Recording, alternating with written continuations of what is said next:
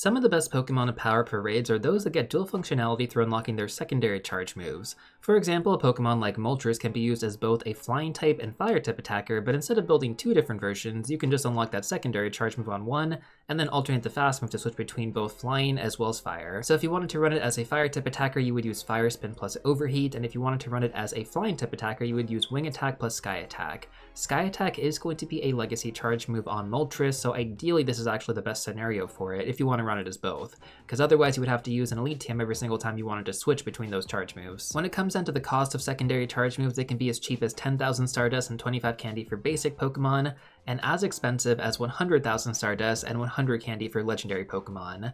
The cost is based on the rarity of the Pokemon, and so for that reason I decided to actually split this video up into two different parts. This video is going to be focused on legendary Pokemon where you're going to need to have more resources, but I already put together a budget-friendly video which I do strongly recommend checking out. In case you are kind of coming back to the game, or maybe you're just like a newish player, I think that video is going to help you out a lot more than this one will. But even then, I wouldn't worry about this legendary video either, because even as like a free-to-play player, for example, you can still eventually save up enough rare candy to unlock these secondary charge moves on your legendary Pokemon, and when it comes down to some of them, they are definitely worth the investment. Overall, I think this is a great way to maximize your Stardust and save resources if you're in the process of just building your raid teams. The main requirement is just keeping a decent stock of fast TMs available, and if you're not really sure how to get those quickly, just do routes in game. They reward them like crazy. So once again, if you want to check out the more budget-friendly version of this video, you can check out this video right here, but if not, let's get into the featured Pokemon. The first Pokemon we're going to talk about is probably the most inaccessible, but it's actually supposed to be making its appearance sometime during this season in Pokemon GO.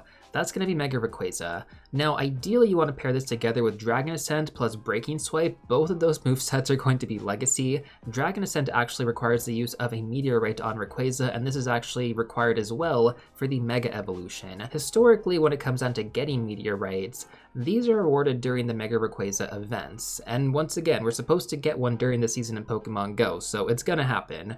And if you actually have some Meteorites saved up, you could actually do a regular Rayquaza. I did this on my second Rayquaza, and I thought it was totally worth it. And even just in its non-mega form, Rayquaza with Dragon Ascent is extremely good. So when it comes to building a Pokemon for dual functionality, I think Rayquaza is an excellent investment if you do have the Meteorites to do so. The next Pokemon is going to be Primal Groudon. So this actually has a double legacy moveset as well. For the fast move, you don't have to alternate between the two, just go with Mud Shot. And then for the charge moves, you want to go with Fire Punch and Precipice Blades. So the main usability here is going to be as a ground type attacker in the primal form. Even in its regular form, it's still really good with Mudshot plus Precipice Blades. Once again, both of those are going to be legacy movesets here, Precipice Blades and then also Fire Punch.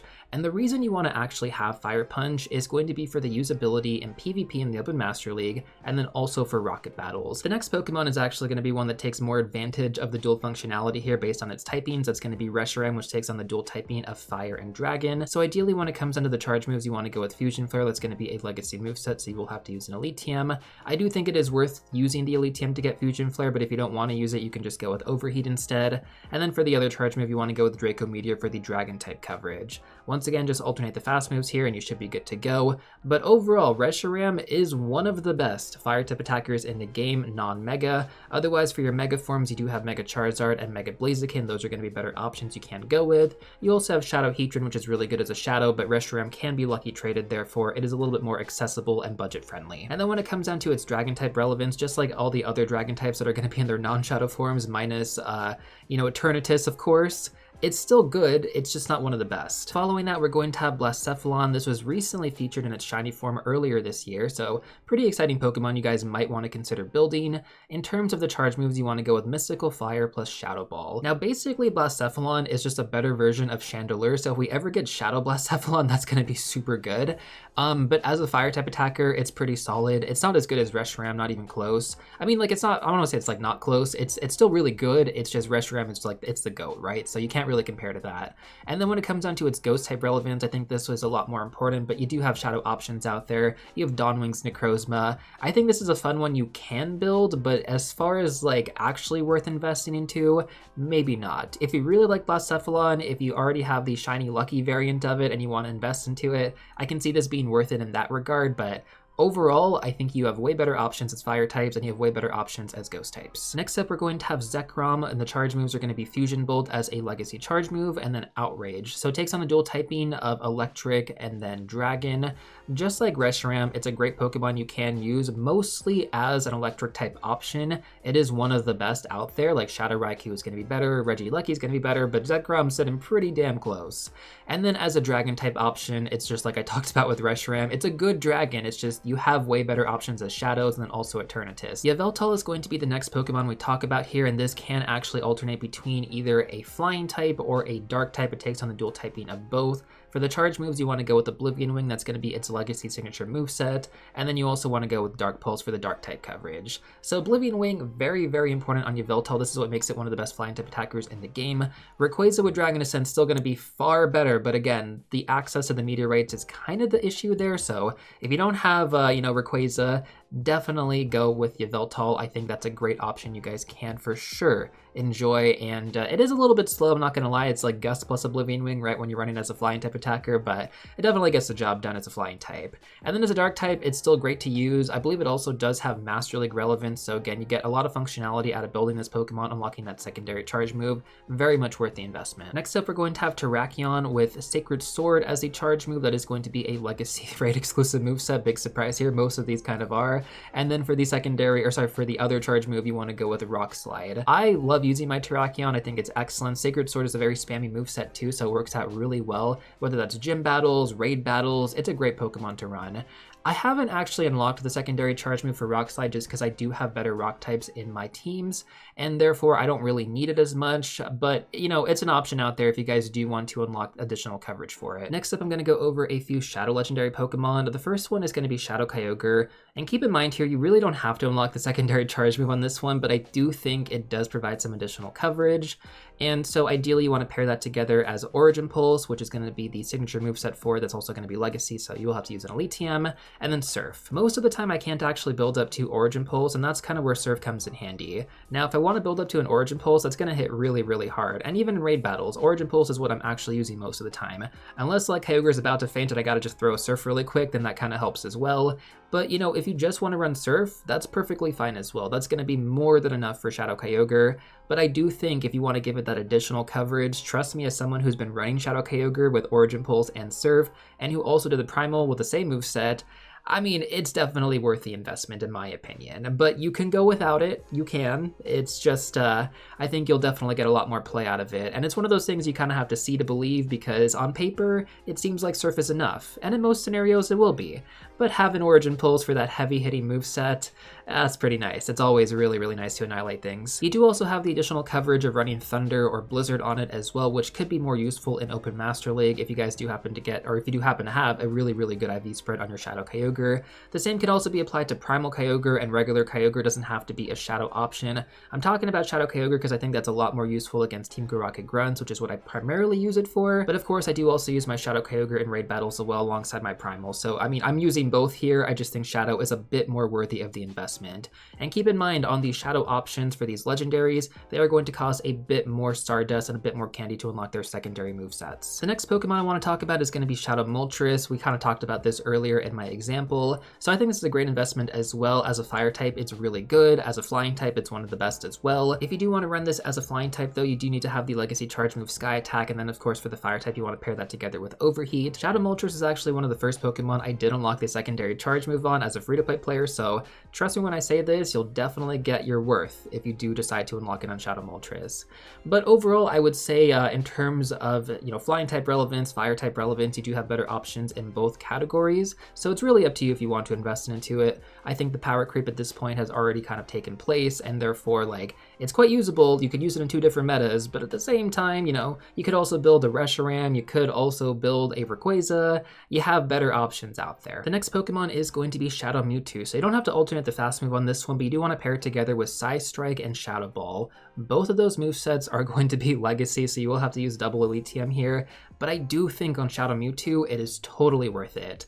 I did this on my Hundo Mewtwo, and I also did it on my Shadow Shiny Mewtwo, and I think I might have also done this on another Shadow Mewtwo, so I've done this 3 different times as a free-to-play player. It's a lot of resources, but on Mewtwo, it's very much worth it. It's one of the best Pokemon you can build in the game. I mean, as a generalist attacker and then also as a Psychic type option, there's nothing that even comes close to Mewtwo. And then also when it comes down to the movesets, you don't have to pair it together with Shadow Ball, that's totally an option. Mewtwo just hits super hard because of its high attack stat, so it does work really well as a ghost type attacker despite not actually taking on the ghost typing. But you could also pair it together with like Thunderbolt, Ice Beam, Flamethrower, Hyper Beam. There's so many different options for Mewtwo in terms of its charge move pool, so you do have a lot of flexibility there. For a long time, Shadow Mewtwo is one of the best generalist options in the game. Now I think Shadow Regigigas kind of takes that spot. So, I mean, maybe you don't have to build it this way. You can just keep it as, Confusion plus Side Strike and then just use that. That could be fine too. That being said though, having invested into 3 of these, it felt weird not to include Shadow Mewtwo on this list. Mega Mewtwo is probably just around the corner in Pokemon GO 2. My prediction is that it's going to be released during the 10th year anniversary in Pokemon GO, so that's going to be next July 2026. And therefore, if you want to get that ready right now, if you already have a Mewtwo that you think is worth investing into, unlock that secondary charge move and get it ready, because Mega Mewtwo with Side Strike plus Shadow Ball, that's going to hit pretty freaking hard. Now finally, our last Shadow option is going to be Shadow Raikou. Now again, same thing here, you don't have to change the fast move on this one, but I do think it is worth unlocking that secondary charge move. Shadow Raikou is one of the best electric type options in the game. Ideally, you want to pair it together as Thunder Shock plus Wild Charge, and then for the secondary charge move, you want to go with Shadow Ball. This gives it some really nice coverage because against Rocket Grunts, for example, which is where I use my Shadow Raikou most of the time, Wild Charge is going to debuff your own defense by 2 stages, and therefore going with something like Shadow Ball where it actually hits pretty hard because of the Shadow bonus, right? And then also because of Raikou's attack stat, it's really good coverage, and it gives you a lot more flexibility to not actually take more damage by just constantly throwing Wild Charge. I've used it quite a bit, so I do think it is worth that investment. Like, for sure, even though you don't have to alternate between any fast moves or anything here, I think adding Shadow Ball to Raikou makes a lot of sense, and it really, really does benefit it. Next up, we're going to dive into a few mythical Pokemon, actually just 2 mythical Pokemon here. So the first one is going to be Melmetal. So Melmetal, you want to pair it together with Superpower plus Double Iron Bash. Double Iron Bash is going to be a legacy charge move, but overall I think Melmetal is actually a pretty accessible Pokemon to get, especially when it comes down to the extra large candy that you do need to max it all the way to level 50. You can just build that up from the Melton box. Because Melton is a mythical Pokemon, you're going to get 3 guaranteed extra large candy on it every single time. So yeah, it does add up quite quickly, and you can do these Melton boxes like every 3 days. If you're not really sure how to get the Melton box or how to actually take advantage of it, I actually did put together a very detailed video. It's pretty quick too, so I'm going to leave that on screen right now. You can always check it out in the description down below as well. But yeah, that should pretty much get you all up to speed on Melton and how to actually get those. But yeah, when it comes down to its evolution, Melmetal, which does require 400 candy, seems expensive, but really once you kind of go through that Melton box, you'll see how easy it is to actually get the candy and how frequently you can build up on this resource. Plus you can do it every 3 days, so it's just a bunch of free incense spawns, and you can do it at home because the Melton will spawn every single minute without having to actually walk. It functions like an incense, but it functions more like a stationary incense, which I think is really cool. So yeah, definitely take advantage of that if you guys haven't done so already. It's like great for new/returning players in my opinion. Now our other mythical Pokemon is going to be Zarude. So this was a special release Pokemon. I believe it's been released twice in Pokemon GO to my knowledge. And if you do have it, it was great to use in Master League for a really long time. I still think it's actually decent to use, just not as good as it once was. Paired together though, it takes on the dual typing of Grass as well as Dark, which means you want to go with Dark Pulse plus Power Whip. And then of course just alternate the fast move as you need to. As far as its Grass type relevance goes, it is one of the best Grass type attackers in the game non-Mega, so it's great to use there. And then for the Dark type relevance, it's still really good to use, but you have way better options out there like Shadow Tyranitar, so I wouldn't worry about it so much in that aspect of the game, but it is nice to have both movesets. Now for our final few Pokemon of this video, we're going to go over some pretty difficult Pokemon to obtain. So if you don't have these, if you don't have enough resources for them, don't worry about it too much. It could be something you work on in the future, but I do think if you can unlock the secondary charge moves, it is 100% worth it on all of these. So the first Pokemon is going to be Palkia Origin Form with Spatial Rend and Aqua Tail. Spatial Rend is an exclusive raid moveset. If you did not get it on your Palkia Origin Form, you cannot use an Elite TM. It's one of those few Pokemon, it's only this Pokemon in Dialga Origin Form that are actually like this, but yeah, Ideally, if you want to get a really good version of this, try and do a lucky trade for it. Don't get me wrong, you should still do the raids for this Pokemon just to try and get one with Spatial Rend, but then ideally you do want to lucky trade that Spatial Rend variant, and that way you can try to get a better IV spread. Otherwise, if you happen to get the Hundo, you could just not get it with Spatial Rend, and that's just such a slap in the face. I watched that happen to so many people recently with the re-release of these Pokemon in raid battles, and man, it was quite tragic. So, I mean, again, if you get lucky enough and you happen to get Special Rend on your Hundo, I mean, more power to you, but the odds of that happening are pretty damn slim. That being said, though, if you do happen to get it with Spatial Rend, you got a good IV spread, unlocking that secondary charge move and giving it Aqua Tail is a great investment because Palkia takes on the dual typing of Dragon and Water, and even though it doesn't get access to a Water type fast move, Dragon Breath plus Aqua Tail is still extremely good. Kinda like how I talked about Groudon earlier with Fire Punch, Aqua Tail and Palkia Origin Form is the exact same thing. It's super spammy, and then you have that heavy hitting moveset Spatial Rend to really kind of clean things up if you need to.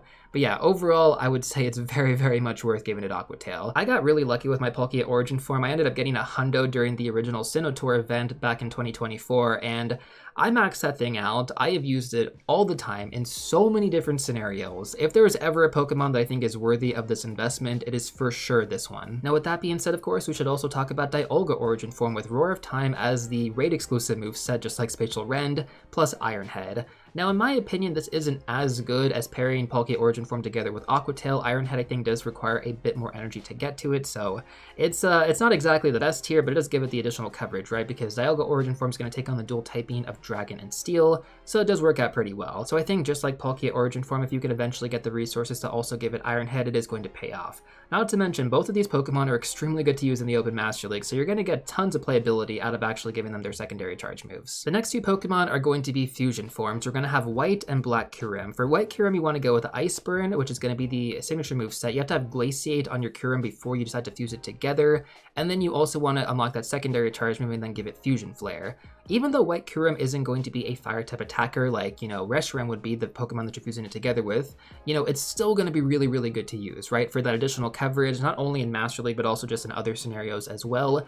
Fusion Flare is a really heavy-hitting moveset. Even without having Stab, because it's going to be an Ice type and a Dragon type, it's still going to hit super hard, especially if you have Party Play active. Man, even without Stab, Fusion Flare does so much damage with Party Play. It's crazy. Same thing with Black Kyurem. You want to go with Freeze Shock. That's going to be the moveset you get after, fusing it together with Glaciate, and then add Fusion Bolt as well, right? So that's going to be the same situation except for Zekrom, right, instead of Reshiram.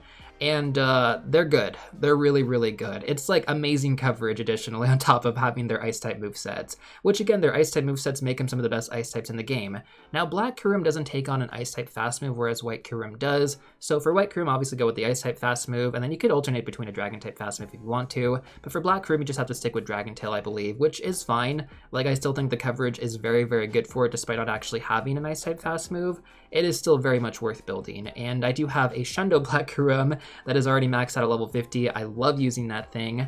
It is, it's pretty damn nice. Both of these Pokemon are excellent investments, so if you were able to get enough energy, if you already fused them together, but you haven't unlocked that secondary charge move, definitely try and do that at some point. Now, our final two Pokemon are going to be the most recent additions to this game. That's going to be Zacian and Zamazenta. Zacian with Behemoth Blade plus Play Rough takes on the dual typing of Steel and Fairy. Zamazenta with Behemoth Bash plus Close Combat takes on the dual typing of Steel and Fighting. So when it comes down to both of these Pokemon, excellent investments for all aspects of the game. They're the top two options you can use in the Open Master League right now. They're extremely good to use in max battle. Zacian is a great generalist attacker, and in most scenarios it's going to do a ton of damage. They also get access to Avenger effects, which are really useful, and as a Steel type attacker, very, very good. Zamazenta, same thing, as a Steel type, very good to use, and then in max battles, it is one of the best defenders, if not the best defender in the entire game.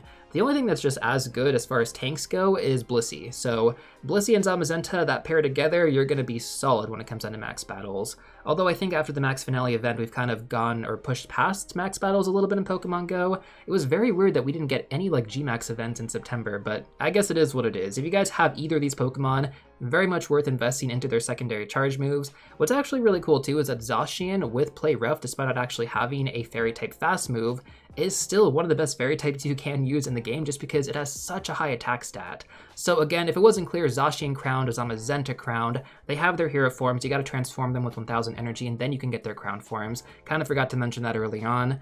And then Zamazenta, with close combat, I wouldn't say it's like a great fighting type to use. It's not like Zacian where it gets so much more playability in the fairy type meta, but Zamazenta does get that additional coverage, which I think is really useful for PvP.